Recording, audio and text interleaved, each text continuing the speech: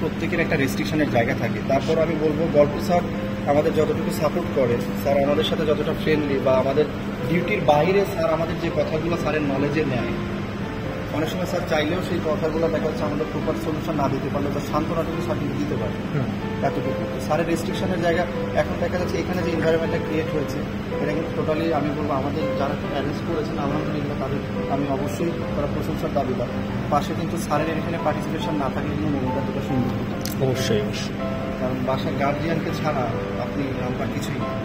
সেক্ষেত্রে স্যার যথেষ্ট আমাদের ক্ষেত্রে সাপোর্টিভ। স্যারের প্রতি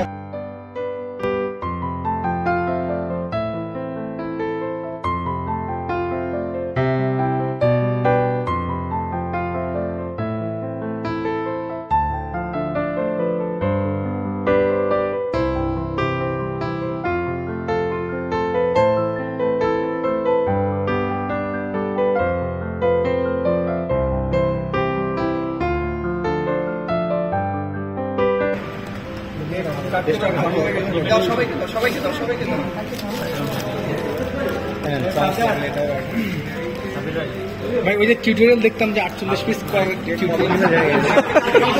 কাজে লাগা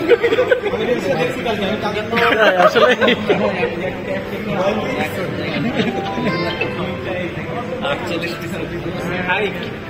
আপনার অগ্নি পরীক্ষা যেন সবাই পায়, এটা করবেন।